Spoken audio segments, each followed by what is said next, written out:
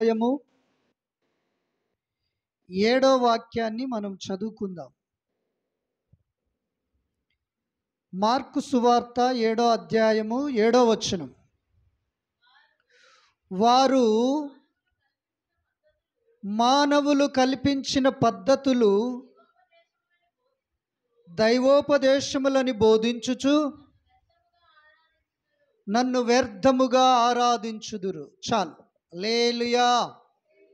మనం ఆరాధించే దేవుడు ఆత్మయున్న దేవుడు, ఆత్మస్వరూపుడై ఉన్న దేవుడు. ఆయనను ఆరాధించేవారు ఆత్మతోనూ సత్యముతోనూ అనగా హృదయముతో ఆరాధన చేయాలి. కొంతమంది గృహాలకు మేము వెళ్ళినప్పుడు వారు దేవుని బిడ్డలే, వారింట్లో బైబిల్ ఉంటుంది, వారికి క్రమమైన ప్రార్థనా జీవితం ఉంటుంది. ఆ గుమ్మంలో ఒకటి ఏలాడుతూ ఉంటుంది, ఇంతలావుది ఉట్టిలో పెట్టి కట్టినట్టుగా గుమ్మానికి కడుతూ ఉంటారు. ఒకరింటికి దిష్టి బొమ్మగా కట్టి ఉంటుంది, ఒకరింట్లో గుడ్డలో నిమ్మకాయలు కట్టి ఉంటుంది. కొంతమంది ఇల్లు కట్టేటప్పుడు ఆ ఇంట్లో బీరువా ఇక్కడ ఉంటేనే ఆశీర్వాదం లక్ష్మమ్మూరాల్లోకి వస్తుందని ఆ మూలనే పెడతారు. వంటగది ఆగ్నేయం వైపే ఉండాలి, ఎందుకంటే అటు నుంచి అగ్నిదేవుడు వస్తుండు కనుక ఆ వంటగది అక్కడ ఉంటేనే మంచిది అన్నట్టుగా కడుతూ ఉంటారు. చూడండి ప్రియులారా, ఈ మధ్య కాలములో వర్షాలు వచ్చి ఎన్నో అపార్ట్మెంట్లు, ఎన్నో బిల్డింగులు, ఎన్నో ఇండ్లు కూలిపోయాయి. నిజమా అబద్ధమా? టీవీలలో మీరు చూసారా? వార్తలు మీరు విన్నారు. అవన్నీ వాస్తు ప్రకారం కట్టలేదా? కట్టారు.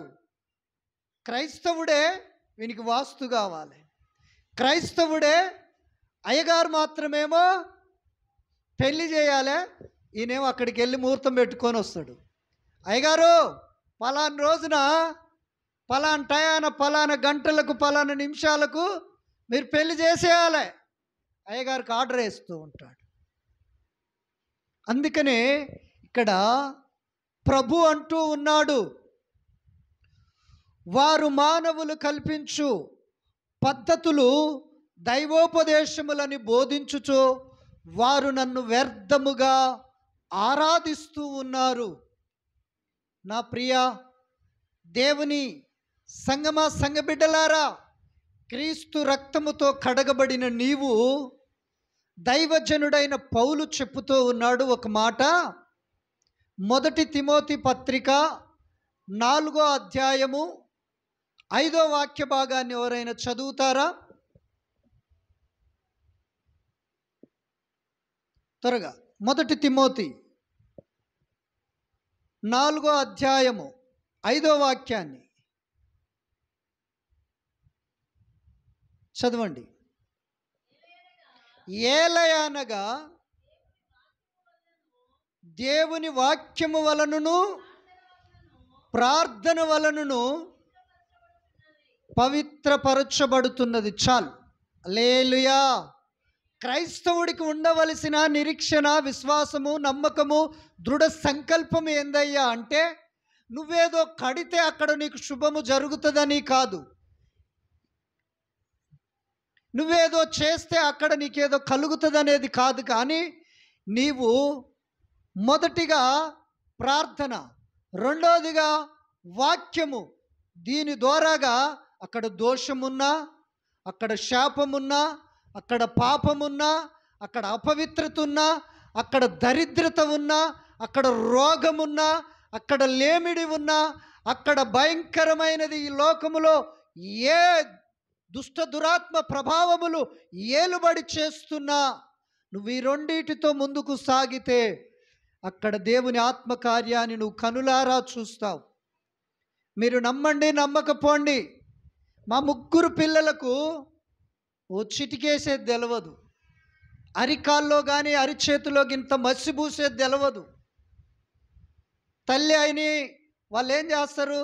ఏపాకు తెచ్చి నీళ్ళల్లో వేసి స్నానాలు చేపిస్తుంటారు, కళ్ళు తెచ్చి ఆరబోస్తూ ఉంటారు. ఇవేమి మా పిల్లలకి చేయలే. అప్పుడు నేను ఇంకా మారలేదు, తాగుతూ తిరుగుతూ ఉండేది. మా అమ్మగారు ఏం చేసేది తెలుసా? ప్రార్థన చేసేది, ప్రార్థన చేయించేది. పిల్లలకి ఏదొచ్చినా, సందులు వచ్చినా, తల్లి పోసినా, ఇంకా రకరకాలుగా ఏ తెగులు వచ్చినా, ఏ రోగం వచ్చినా ప్రార్థన చేసేది. పౌలు కూడా అదే పౌలు తిమోతికి అదే చెప్పుతూ ఉన్నాడు. వాక్యము ద్వారాగా, ప్రార్థన ద్వారాగా సమస్తమును పవిత్రపరచబడుతుంది. కొంతమంది క్రైస్తవులే కార్యాలు చేస్తే అక్కడ దేవుని వాక్యానికి సమయం ఉండదు, ప్రార్థనకు సమయం ఉండదు. వచ్చిన బంధుమిత్రులు ఉంటారుగా, ఆమెకు ఏదన్నా తెలిసి చెప్పితే దాన్ని మూడేసుకొని ఇది చేయండి. ఆయనకి ఏదైనా తెలిస్తే ఆయన ఆ మాటను మనసులో పెట్టుకొని దీని ప్రకారం నడవండి. అక్కడ మనుషుల పద్ధతుల ద్వారాగా పవిత్రపరచబడదు, అపవిత్రమైనది. మన మనస్సు అపవిత్రమవుతూ ఉంటుంది, మన హృదయము మాలిన్యం అవుతూ ఉంటుంది, మన తలంపులు చెడిపోతూ ఉంటవి, మన ఊహలు చెడిపోతూ ఉంటవి, మన కోరికలు పాపాల పుట్టగా మారిపోతూ ఉంటవి.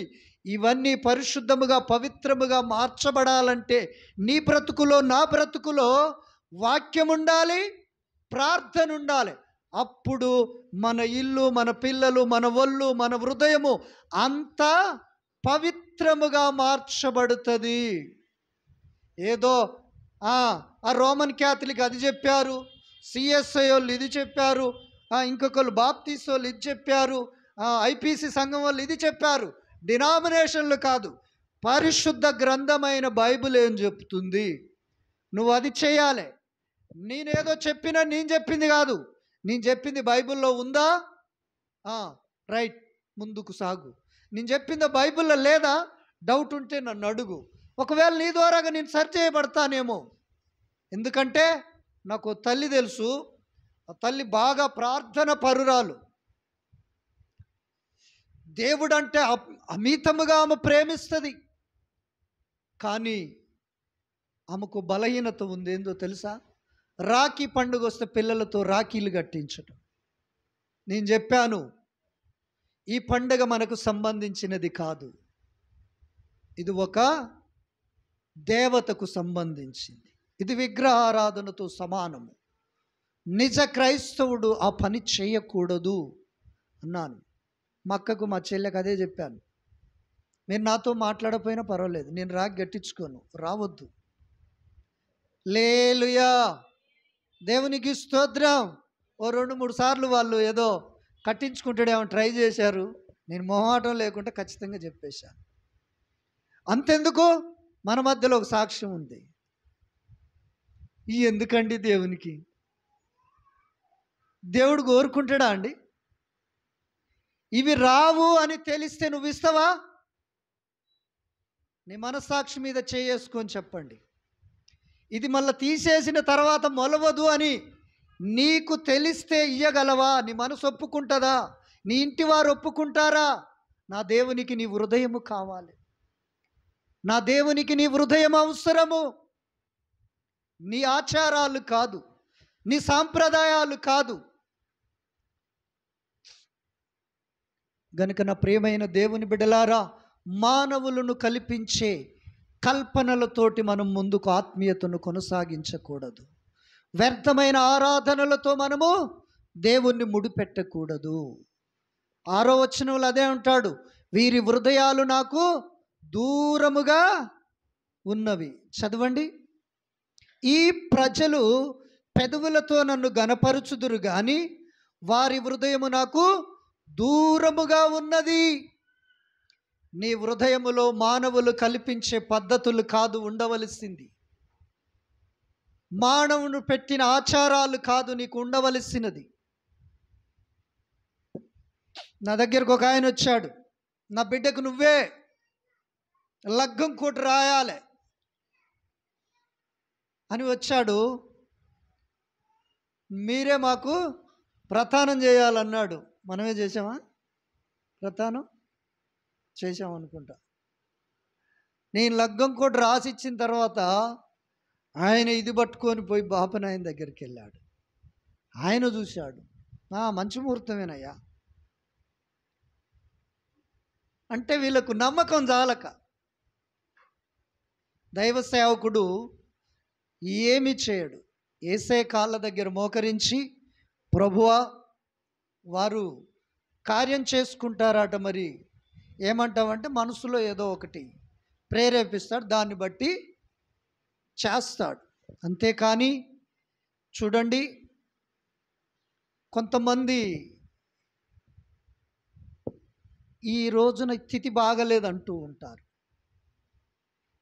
వాళ్ళు బాగలేదంటే నేను బాగుందనే పోతాను. తుమ్మిత కథం కూర్చున్న కంచి వాడు లేవడు ఒకప్పుడు. ఇప్పుడు తుమ్మితే వాడు నిలబడతాడు. ఎందుకు? కరోనా వస్తుందని. లేలుయా. కనుక ప్రియమైన దేవుని బిడ్డలు, కొంతమందికి పిల్లడ్డం వచ్చినా భయమే. సకినం లేదు, తలకాయ లేదు. నువ్వు నమ్మిన దేవుడు నమ్మదగినవాడు. ఆయన మంచి కాపరి, నీ చెయ్యి విడవడు, ఎడబాయడు. ఆయన నీతో ఉండే దేవుడు. ఆయన కుడి ఎడమల తన దూతలను కాపుదలగా ఉంచి నడిపించే దేవుడు. నువ్వు బయటికి వెళ్ళేటప్పుడు ప్రార్థన చేసుకుని వెళ్ళు. ఒకవేళ నువ్వు కూర్చున్న బస్సు యాక్సిడెంట్ అయినా నీకేం కాదు. రియలు దేవుని బిడ్డలారా. ఒకసారి యేసన్న గారు ఒక ఊరికి వెళ్ళాడట.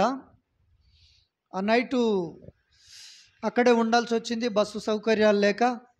తెల్లారగట్ల లేచాడు, 5 గంటల బస్సు ఎక్కుదామని వచ్చాడు. 5 గంటల బస్సు ఎక్కుదామని వచ్చేసరికి బస్సు రావటం లేట్ అయింది. ఈ లోపల జనాలంతా బస్ స్టాండ్ అంతా కిక్కిర్చేసరికి యేసన్న గారు ఎక్కుదామని ఆ డోర్లోకి వచ్చేసరికి జనాలేమో బాగా కళ్ళు బీర్లు సారలు దాగి మంచిగా తిరిగి గట్టిగా ఉర్రు. ఈయన కట్టెపుల్ల లాగుండు. వాళ్ళు తలుగుడు తట్టుకోలేక దిగేశాడు బస్సు. ఇంకో బస్సు కన్నా పోవచ్చులే అని దిగేశాడు. దిగేసిన తర్వాత వెనక సీట్ ఇంకో బస్సు వచ్చింది. ఆ బస్సు ఎక్కాడు, చక్కగా సీట్లో కూర్చొని పోయాడు. పోయిన తర్వాతకి యేసన్న గారు దిగేలే, జనాలందరూ ఎక్కుదాం అనుకునేసరికి ఈయన ఎక్కుదామని అనుకుండు. ఈ లోపల కండక్టరు రైట్ అన్నాడు. డ్రైవర్ బస్సు బోనిస్తుండు. మనోడు కడ్డి పట్టుకొని ఎక్కుతుంటే కండక్టరు ఇక్కడ చేసి కిందికి నెట్టేశాడు. సర్లే అని మనసులో బాధపడి గునుక్కొని వెనక సీరి బస్సు ఎక్కాడు. ఈ లోపల ఆ బస్సు పోయింది. అక్కడ లోయలో పడి జనాలంతా ఆగంగా ఉంది. అప్పుడు యేసన్న గారు వెనక సీరి బస్సులో ఏమైందంటే, ముందు వచ్చిన బస్సు పడిపోయింది, యాక్సిడెంట్ అయ్యింది, జనాలకు దెబ్బలు తగిలినాయి. అంటే అప్పుడు దేవుడా నువ్వెంత మంచివాడివయ్యా, కండక్టర్ తోటి మీద చెయ్యేసి కిందికి దోసేసింది, నేను అప్పుడు బాధపడ్డా కానీ నన్ను కాపాడటానికి. కొన్నిసార్లు కొంతమంది మనల్ని తిడతారు, కొంతమంది మనల్ని అవమానిస్తారు, కొంతమంది మనల్ని ముఖం మీదనే చెంప చెల్లు అనేటట్టుగా మాట్లాడతారు. మనకప్పుడు బాధ వేస్తుంది, కానీ అది ఒక కొద్ది రోజుల తర్వాతకి అది నీకు మేలుగా, దీవెనగా, ఆశీర్వాదకరముగా దేవుడు మారుస్తాడు. లేలియా. గనుక మీ ఇంట్లో ఏ కార్యమైనా నువ్వు ప్రాధాన్యత ఇవ్వవలసింది ప్రార్థన, వాక్యం. అక్కడికి వచ్చిన దైవ సేవకునికి నీవు సమయం ఇస్తే ఆ కార్యక్రమము నీకు ఆశీర్వాదకరంగా మారుతుంది.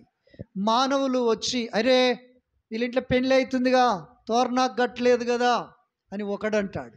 అప్పట్లో క్రైస్తవుడే అనేటోడు, ఇంకోడో కాదు, ఇంకోళ్ళతోటి మనకు సంబంధం లేదు. వాడిది మిడిమిడి భక్తి, మిడిమిడి జ్ఞానం, వాడు నిజమైన ఆత్మీయుడు కాదు. గనుక నా ప్రియ దేవుని సంఘ బిడ్డలారా, మనము లోక సంబంధమైనది ఏది నీలో ఉన్నా నీవు శ్రమ నుండి విడుదల పొందలేవు. నువ్వు ప్రార్థనకు, వాక్యానికి ప్రాధాన్యత ఇచ్చేస్తావు. ఆ తర్వాత నువ్వే పని చేసినా ఫలిస్తావు, ఆశీర్వదించబడుతావు, దీవించబడుతావు. లేలియా. ఎబ్రీలకు రాసిన పత్రిక 3వ అధ్యాయం 3వ వాక్య భాగము.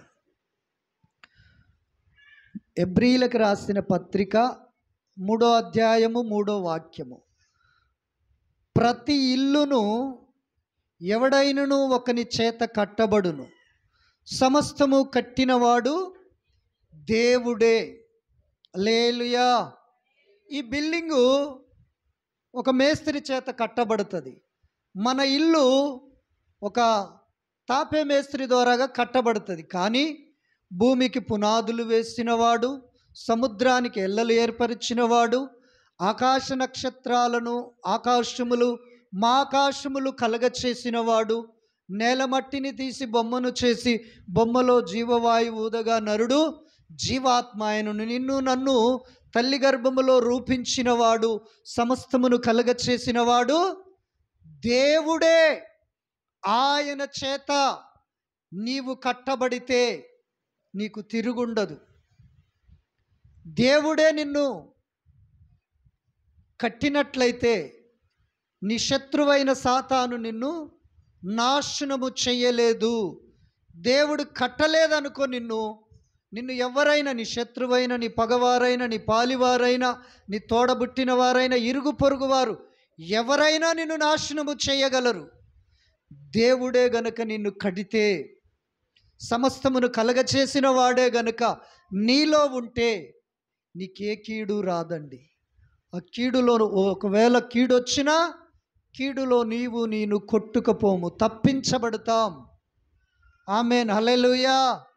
ఎందుకంటే సమస్తము కట్టినవాడు నీ సొత్తై ఉన్నాడు, సమస్తమును నిర్మించినవాడు నీ దేవుడై ఉన్నాడు, సమస్తాన్ని కలగచేసిన వాని ఒక ఆజ్ఞల ప్రకారము నీ ఆత్మీయ యాత్ర సాగుతుంది గనక నీకు అన్ని వేళలా ఆయన ఆదరిస్తాడు. హల్లెలూయా. దేవునికి స్తోత్రం. గనుక నా ప్రియమైన దేవుని బిడ్డలారా, మనుషుల చేత నువ్వు కట్టబడలేవు, మనుషుల చేత నువ్వు ఆశీర్వదించబడలేవు. ఒకవేళ గొప్పవాడయ్యుండి వానికి ప్రేమ ఉంటే ₹1,00,000 ఇస్తాడు గుడ్ విల్గా. అంతేగాని నిన్ను కట్టలేడు, నిన్ను బాగు చేయలేడు, నిన్ను దీవించలేడు, నిన్ను ఆశీర్వదించలేడు. సమస్తమును కట్టినవాడు, సృష్టించినవాడు దేవుడే గనక ఆయన చేతికి నీ చేతిని అందిస్తే నిన్ను లేవనెత్తుతాడు, ఉన్నతమైన స్థితిలో నిలబెడతాడు. హల్లెలూయా. దేవునికి స్తోత్రం. గనక నా ప్రియమైన దేవుని సంఘ బిడ్డలారా, మన ఇండ్ల మీద ఏదో అంత్రాలు, తాయెత్తులు కాదు ఉండవలసింది. తాయెత్తుల బ్యాచ్ ఒకటి ఉండే రాలేదుగా. హల్లెలూయా. దేవునికి స్తోత్రం. ప్రార్థన చెయ్య అంటారు. ప్రార్థన చేస్తే ఒకవేళ ఏదైనా కనపడితే ఇక మిర్యాలగూడెమో పాతర్లపాడు పోయి ఒక అంతరం తెచ్చుకొని కట్టుకుంటారు. అయ్యా ఏమైనా కనపడ్డదా? నువ్వు దేవునికి, దేవుని వాక్యానికి, ప్రార్థనకు, దైవ సేవకునికి ప్రాధాన్యత ఇయ్యనప్పుడు నీ ఇంట్లో చీకటి ఆడబోద్ది, నీ ఒంట్లో రోగం ఆడబోద్ది. పోద్దా రోగం? పోదు. కనుక ప్రియమైన దేవుని సంఘ బిడ్డలారా, నేను శ్రేష్టమైన భక్తిని చేయాలి, శ్రేష్టమైన జీవితాన్ని జీవించాలి, ఉన్నతమైన స్థితిలో ఉండాలనేదే దేవుని యొక్క కోరిక, దేవునికి ఇష్టము కూడా. సన్నాసోని సంచిలో ఉంటానంటే దేవునికి ఇష్టం ఉండదు, బుడబుర్కోని బుట్టలో ఉంటానంటే దేవునికి నచ్చదు. ఆయనతో ఉంటనను, ఆయనతో నడుస్తునను, ఆయనతో బ్రతుకుతనను దేవుడు ఇష్టపడతాడు. నువ్వు సముద్రములో మునిగిపోతున్నా, అగాధములోనికి దిగిపోతున్నా, గాఢంధకారము నిన్ను కమ్మినా పైకి లేవనెత్తుతాడు. ఇందాక అమ్మగారు చెప్పింది కదా, యోనా నాట సముద్రంలో వాళ్ళు పడేశారట, శాప వచ్చిందట, మింగిందట. ఆయన అల్ల కూర్చొని ప్రార్థన చేస్తుండ, తిమింగం కడుపులో, అగాధములోనికి నేను దిగిపోయాను, పర్వతముల పునాదులలోనికి నేను దిగిపోయాను, సముద్రపు నాచు నా తలను కమ్ముకుంటుంది, నేను అగాధపు జలముల యొద్ద పునాదుల దగ్గర ఉన్నాను అని ప్రార్థన చేస్తూ ఉన్నాడు. పశ్చాత్తాపడ్డాడు, దేవుడు కనికరించాడు, చేపకు ఆర్డర్ వేశాడు, అది తీసుకొచ్చింది ఒడ్డున గక్కేసి. ఒకవేళ నువ్వు దరిద్రముతో మునిగిపోయినా, పేదరికముతో మునిగిపోయిన, లేమిడితో మునిగిపోయిన, కరువు కోరల్లో బ్రతికిన, రోగాల పర్వతాన్ని నువ్వు మోస్తున్నా, యేసయ్యా నీ సాక్షిగా నేను బ్రతుకుతాను, నీ మహిమ కోసము జీవిస్తాను, నీ ప్రతినిధిగా నేను నిలుస్తాను ప్రభు అని నువ్వు చెప్పగలిగితే, సముద్రపు అగాధములో నుండి నోవాను బయటికి తీసిన దేవుడు నిన్ను కూడా లేవనెత్తుతాడు. ఆమేన్, హల్లెలూయా. దేవునికి స్తోత్రం. నీ ఇల్లు దేవుడు కట్టాలి, నిన్ను దేవుడు కట్టాలి, నీ పిల్లల్ని దేవుడు కట్టాలి. అప్పుడే అవి నీకు, నీ పిల్లలకు, నీ కుటుంబానికి ఆశీర్వాదకరముగా ఉంటుంది. యోబు భక్తుడు ఈ విధముగా సెలవిస్తూ ఉన్నాడు. 27వ అధ్యాయము 18వ వాక్య భాగమును. కీర్తన పక్కనే ఉంటాడు యోబు, ఎడం పక్కన. హల్లెలూయా. 27:18.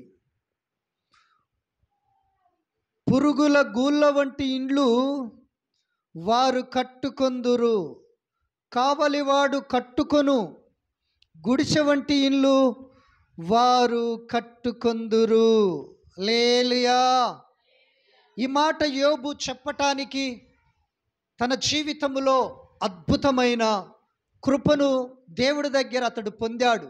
రెండింతల ఆశీర్వాదమును పొందాడు, రెండింతల కృపను పొందాడు, రెండింతల మేలు పొందాడు, రెండింతల భాగ్యాన్ని యోబు దేవుడి దగ్గర అనుభవించాడు. పురుగుల వంటి పురుగులు, సాలె పురుగులు చూసారా? మీ ఇళ్ళల్లో ఉన్నాయా? పెట్టాయా? అవి నువ్వు పొరకతో ఇట్టంటే పోతాయి.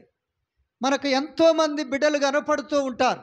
ఒకప్పుడు వారు వెలిగించబడతారు, ఒకప్పుడు వారు మంచి భవిష్యత్తును కలిగి ఉంటారు, మంచి స్థితిలో ఉంటారు.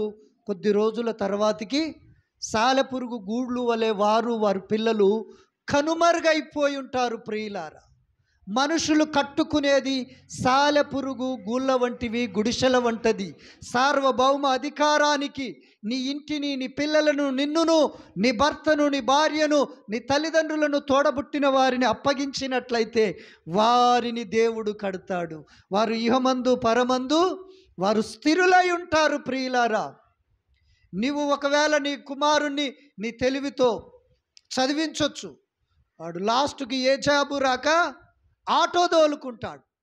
వాడికి లక్షలు పెట్టి నువ్వు చదివిస్తావు, లక్షలు పెట్టి వానికి విద్యను నువ్వు బోధిస్తే వాడేన్నో కిరాణా కొట్టు పెట్టుకొని బతుకుతాడు. కానీ దేవుని చేతికి అప్పగించి నువ్వు చదివించినట్లయితే, దేవుని చేతిలో పెట్టి నువ్వు ముందుకు సాగుతూ ఉన్నట్లయితే, నిన్ను కానీ, నీ పిల్లల్ని కానీ, నీ కుటుంబాన్ని కానీ దేవుడు కడితే సియోను కొండవలే నీవు ఉంటావు, యెరూషలేము పర్వతముల వలె మీరుంటారు.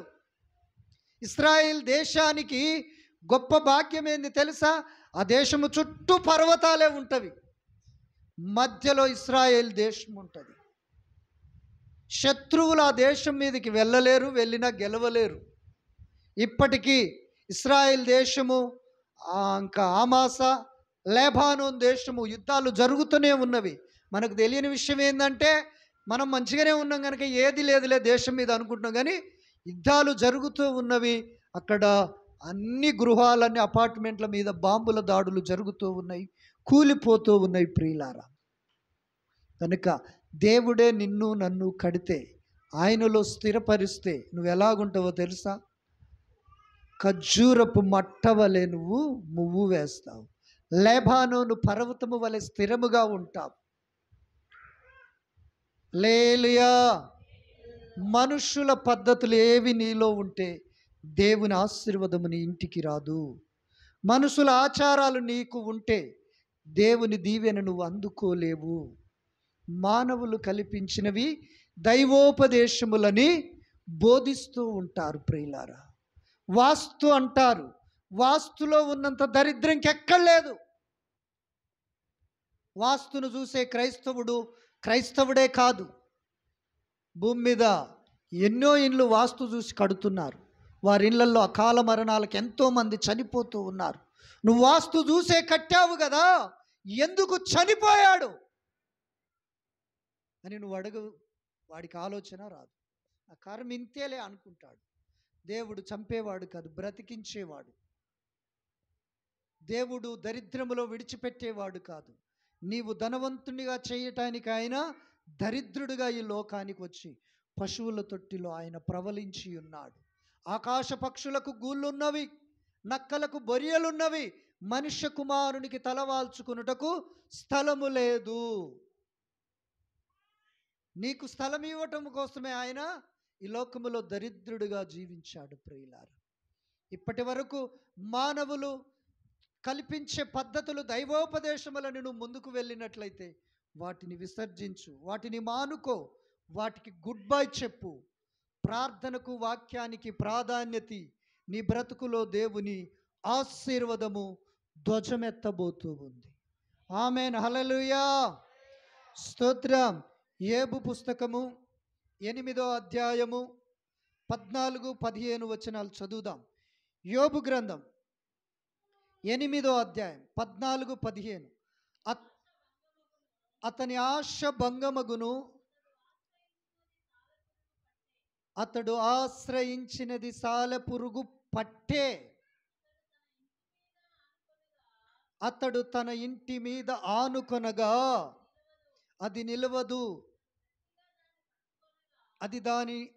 అతడు గట్టిగా దానిని పట్టుకొనగా అది వీడిపోవును. హల్లెలూయా.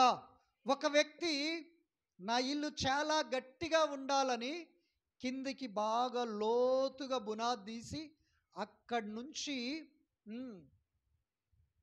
పిల్లర్లు వేసుకుంటూ వస్తాడు. గట్టిగా స్టాండర్డ్గా కట్టుకుంటాడు. భూకంపం వచ్చినా పోవద్దు, ఇంకా ఏది జరిగినా పోవద్దు అని కట్టుకుంటాడు. కానీ ప్రకృతి పగబట్టిందనుకో, ప్రకృతి విజృంభించిందనుకో, ప్రకృతే అతనికి శత్రువుగా మారిందనుకో, అప్పుడు నువ్వెంత లోతులో వేసిన పునాదైనా, అప్పుడు నువ్వు గట్టిగా దాన్ని పట్టుకొని ఉన్నా అది పడిపోవక ఉండదు. ఎన్నో ఇళ్ళు పడిపోవటం మనం చూస్తూ ఉన్నాం. వరదల ద్వారాగా, భూకంపాల ద్వారాగా, సునామీల ద్వారాగా, రకరకాల శత్రు సైన్యము బాంబులు వేయటము ద్వారాగా. అప్పుడు కొంతమంది ఏం చేస్తారు, భూకంపం వచ్చినప్పుడు తన ఇంటిని ఇలా గట్టిగా పట్టుకుంటారు. ఎందుకు? మేము ఎక్కడ పడిపోతామో, భూమిలోకి దిగిపోతామో అని. కానీ దేవుడే గనుక నీకు నాకు ఆ టైంలో తోడు లేకపోతే, కాపాడకపోతే, మనము దేనిని పట్టుకున్నా పడిపోవటము ఖాయం. దేవుణ్ణి పట్టుకుంటే దేవుణ్ణి పడగొట్టేవాడు ఇహమందు పరమందు లేనే లేడు. హల్లెలూయా. దేవుణ్ణి పట్టుకో, మనుషులను కాదు పట్టుకోవలసింది, మనుషుల పద్ధతులను కాదు, మనుషుల ఆచారాలు కాదు, మనుషుల సాంప్రదాయాలు కాదు. నీలో పట్టుకొమ్మలాగా ఉండవలసింది ప్రార్థన, వాక్యం. హల్లెలూయా, దేవునికి స్తోత్రం. పరిశుద్ధ గ్రంథమైన బైబిల్ చెబుతూ ఉంది, ఇల్లు కట్టుకునేవారు వాస్తని, వంటగదని, బీరువా ఇక్కడని, లెట్రూమ్ బాత్రూమ్ అక్కడని కడతారు. కడుతూ కూడా లాస్ట్లో ఏం చేస్తారు తెలుసా? స్లాబ్ పైన పిట్టగోడ కట్టాల్సిందే. ఎందుకో తెలుసా? పిట్టగోడ కట్టకపోతే ఆ ఇంటి మించి ఎవడైనా పడి చస్తే వాడు చచ్చిన దోషమాట ఆ ఇంటి మీదికి వస్తుందని నా దేవుడు మానవులను ప్రేమించి ఎప్పుడో పరిశుద్ధ గ్రంథములో ఆ మాట రాయించి పెట్టాడు. పిట్టగోడ కట్టలేదనుకో, ఎవడో ఒకడు పడతాడు, పడితే వాడు చచ్చినందుకు వాని దోషము ఆ ఇంటి మీదకి వస్తుంది గనుక అది నా ప్రజల మీదికి రావద్దని దేవుడు పరిశుద్ధ గ్రంథములో రాయించాడు. ఎవరైనా స్లాబు కడితే పిట్టగోడ లేని ఇల్లు లేదు, మాలాంటి దరిద్రులకు తప్ప. హల్లెలూయా, దేవునికి స్తోత్రం. చూద్దాం, బైబిల్లో దేవుడు ఆ మాటను రాసి పెట్టాడు. ద్వితోపదేశ కాండము 22వ అధ్యాయము 8వ వాక్య భాగం. ద్వితోపదేశ కాండము 22:8 సంఖ్యాకాండం పక్కనే ఉంటుంది. కొత్త ఇల్లు కట్టించున్నప్పుడు దాని మీద నుండి ఎవడైనను పడుట వలన నీ ఇంటి మీదికి అత్యాదోషము రాకుండుటకై నీ ఇంటి పైకప్పునకు చుట్టూ పిట్టగోడ కట్టింపవలెను. హల్లెలూయా. అత్యాదోషాలు మనం కట్టుకున్న ఇంటిని బట్టి మన మీదికి రాకుండా ఉండటానికి దేవుడు మానవులను, అనగా భూమి మీద ఎవడు ఇల్లు కట్టుకున్నా ఆ మానవుణ్ణి ఉద్దేశించి ప్రేమించి మీరు చుట్టూ పిట్టగోడ కట్టుకోవలను. ఇంత జాగ్రత్త ఇచ్చిన దేవుడు నిన్ను విడిచిపెడతాడా? ఇంత మంచి ఆలోచన చెప్పిన దేవుడు నిన్ను మరిచిపోతాడా? నీకోసము తన ప్రాణమును లెక్క చేయక సిలువలో బలి చేసి ఆఖరి రక్తపు బొట్టును నీకు నాకు కార్చి సర్వమానవాళి కోసము పాప ప్రాయశ్చిత్తము చేసిన దేవుడు దరిద్రతలో నిన్ను విడిచిపెడతాడా? రోగములో మరిచిపోతాడా? ఎన్నటెన్నటికి మరిచిపోడు. ఒకవేళ నీకు ఆ కార్యము జరగట్లేదంటే నీ హృదయము దేవునికి దూరముగా ఉన్నది. నీ హృదయములో దేవునికి చోటు లేదు. నీ హృదయములో దేవునికి చోటుంటే ప్రార్థనకు, వాక్యానికి సమయం ఇస్తావు, విలువనిస్తావు, ఘనపరుస్తావు, మహిమపరుస్తావు. ప్రభు కోసము బ్రతకటానికి ఎన్ని వ్యతిరేకతలనైనా ఎదుర్కొనటానికి నిలబడుతావు. ఆమేన్. హల్లెలూయా. దేవునికి స్తోత్రం. గనక నా ప్రియమైన దేవుని సంగమా, సంఘ బిడ్డలారా, మానవులు కల్పించే పద్ధతులు నీ బ్రతుకులో కనబడకూడదు. నీ ఇంట్లో కనబడకూడదు. నీ పిల్లల్లో కనబడకూడదు. పిల్లలకి ఇక్కడొకటి ఉంటుంది, ఇక్కడొకటి ఉంటుంది, ఇక్కడొకటి ఉంటుంది. ఏం లేదన్నయ్య, అక్కడ పోయి కట్టించుకొచ్చినావు. హల్లెలూయా. అంటే దేవుడిని తక్కువ చేసి నువ్వు అంతరాన్ని ఎక్కువ చేస్తున్నావు. అది తగదు ప్రియులారా. దేవుడి కార్యము నీ జీవితములో అది ఎన్నడూ పరిపూర్ణముగా కాదు. అందుకనే మనము మారితే దేవుని మహిమను మనము కనులారా చూస్తాం. మన హృదయాన్ని ఆయనకు అప్పగించకుండా పెదవులతో ఘనపరిచే పద్ధతిని మార్చుకోవాలి. ముఖస్తుతి చేసే అలవాటును మానుకోవాలి. యథార్థముగా ఆరాధించాలి. నువ్వు ఇక్కడికి వచ్చావు, నీకు నేను మర్యాద ఇస్తానో ఇయ్యనో అది తర్వాత విషయం. నాకుండే బిజీ నాకుంటుంది, నాకుండే టెన్షన్ నాకుంటుంది, నాకుండే ఒత్తిడి నాకుంటుంది, నాకుండే భారం నాకుంటుంది. మీకోసమే ప్రార్థన చేస్తున్నా కానీ నాకు లోపల ఏముంటుందో తెలుసా? నేనేనైనా తప్పిపోతున్నా, దేవుని పని చేయకుండా, దేవుని చిత్తాన్ని నెరవేర్చకుండా అనే బాధ మిగిలిపోద్ది లోపల. ఎక్కడికన్నా పోతే ఒక ఆత్మ రక్షింపబడతారు, ఒకరు బలపరచబడతారు. దేవుడు ఎక్కడికి వెళ్ళమంటున్నాడు, అక్కడికి వెళ్ళాలి అనే ఒక బాధ ఉంటుంది. కానీ నేను మందిరానికి వచ్చినప్పుడు నన్ను నువ్వు చూసుకోవద్దు, కానీ ఆయన వైపు చూద్దాం. అందరము ఆయనను గణపరుచుదాం. అప్పుడు నువ్వు బాగుంటావు, నేను బాగుంటాం. సమాజంలో మనల్ని ఒక ఉన్నతమైన వ్యక్తులుగా ఆయన నిలబెడతాడు. హల్లెలూయా. దేవునికి స్తోత్రం. మన ప్రియులు ఎలాగుంటారంటే ప్రార్థనే, నోట్లో అంబరే, కైనే, గుటకాలే. నేను ఒక మాట అడుగుతాను చూటిగా. ఒక ఇద్దరు రండి ఇక్కడి వరకు. ఒక్కరు వచ్చినా ఇద్దరు వచ్చినా పర్వాలేదు, త్వరగా రండి. అక్కడ నిలబడేసి నాకే చూడు, ఘటన చూడు. ఓకే, అటుండు. ఈ బాబు MBA కంప్లీట్ చేశాడు. అన్ని 10th క్లాస్ నుంచి MBA వరకు అన్నిట్లో ఫస్ట్ ర్యాంక్లో పాస్ అయ్యాడు. ఒక జాబ్కు అప్లై చేసుకున్నాడు. అప్లై చేసుకున్న తర్వాత రేపు ఇంటర్వ్యూలో తనకున్న సర్టిఫికెట్లన్నీ చూపించడానికి ముందుగా ఏం చేశాడంటే తన సర్టిఫికెట్లన్నీ ఒకసారి పరీక్ష చేసుకొని ఉన్నాడు. అందులో ఒక్క సర్టిఫికెట్ లేదు, ఏదో ఒకటి మిస్ అయింది. అప్పుడు అంతకుముందు వాళ్ళ మమ్మీ ఉండి అడిగింది కదా, ఎప్పుడు ఈ సెల్లులేనారా, సెల్లు చూడొద్దుగా, సెల్లులో బిగ్ బాస్ చూస్తుండనుకో, సినిమా చూస్తుండనుకో, అరే సెల్లులో అది చూడొద్దు కదా అని హెచ్చరించింది వాళ్ళ మమ్మీ. మమ్మీ అట్లాంటివేంది, నేను ప్రతి ఆదివారం దేవుని మందిరానికి వస్తున్నాను, అందరు కానుకేసేటప్పుడు కానుకేస్తున్నాను, నేను దేవుని పరిచర్యలో ప్యాడు కూడా కొడుతూ ఉన్నాను, ఈ ఒక్కటి దేవుడు క్షమించడా? ఊకో అని వాళ్ళ మమ్మీని పక్కన పెట్టేశాడు. ఎగ్జామ్ టైంకి వచ్చాడు, సర్టిఫికెట్లు అన్నీ చూసుకున్నాడు, ఒక సర్టిఫికెట్ లేదు. అప్పుడు వాళ్ళ మమ్మీ ఉండి అన్నీ చూసింది, ఒకటే కదరా, లేదు కదరా, ఇక పో, ఏం కాదులే అంటే, అప్పుడు ఆ పిల్లోడు ఏమంటుండో తెలుసా? మమ్మీ ఒక సర్టిఫికెట్ లేకపోతే జాబు రాదు. అలాగనే నీలో ఏ ఒక్క తప్పున్నా దేవుని ఆశీర్వాదానికి అది అడ్డు, దేవుని దీవెనకు అది అడ్డు, దేవుని కార్యానికి అది అడ్డు, దేవుని మేలుకు అది ఒక అడ్డు ప్రాకారం గనుక ఏ బలహీనతలు మనలో ఉండకూడదు. అప్పుడే సమృద్ధి అయిన కృప మనం పొందుతాం. థ్యాంక్స్. కూర్చో. హల్లెలూయా. మీకు అర్థం అవటానికి ఇంకో మాట చెప్పనా? నా మొబైల్ ఉంది, నా నెంబర్లు మీకు తెలుసు, నా ఫోన్ నెంబర్ మీకు తెలుసు. అందులో చివరిలో కానీ ప్రారంభంలో కానీ ఒక్క నెంబర్ తప్పు కొట్టారు, అప్పుడు నాకు వస్తుందా? రాదు కదా. ఒక్క తప్పే కదా నువ్వు సర్ది పెట్టుకుంటే దేవుడి దగ్గర నుండి రావాల్సింది కూడా రాదు.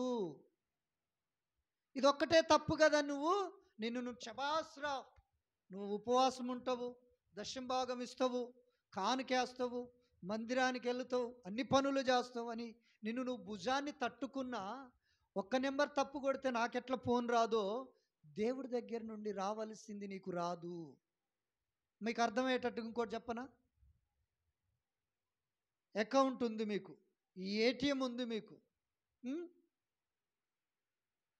ఏటీఎంలు వెళ్ళారు, ఏటీఎంకి వెళ్ళారు, మీ ఏమంటారు దాన్ని, ఏటీఎం కార్డేనా? ఏటీఎం కార్డు పెట్టారు, డబ్బులు రాలేదు, అప్పుడు ఏం చేస్తారు? ఇంకో ఏటీఎంకి వెళ్తారు, అక్కడ రాలేదు, ఇంకో ఏటీఎంకి వెళ్తారు, అక్కడ రాలేదు, లాస్ట్కు బ్యాంకుకి వెళ్ళి పాస్బుక్ తీసుకొని డబ్బులు తెచ్చుకుంటారు. మనం ఎట్టుంటామంటే ఒక సంవత్సరం ప్రార్థన చేసి ఇక దేవుడు చేస్తలేలే అని ఆగిపోతాం. డబ్బులు తీసుకునే విషయంలో 3 ఏటీఎంలు తిరుగుతావు, లాస్ట్కు బ్యాంకుకు పోయి తెచ్చుకుంటావు. అలాగని మన దయనీయమైన ఆత్మీయ జీవితంలో నువ్వు పోరాడగలిగితే ఏదో ఒక రోజున ఖచ్చితంగా మేలు నువ్వు చూస్తావు, విజయాన్ని నువ్వు పొందుకుంటావు. అట్టి కృపా దేవుడు మనకు ప్రసాదించునుగాక.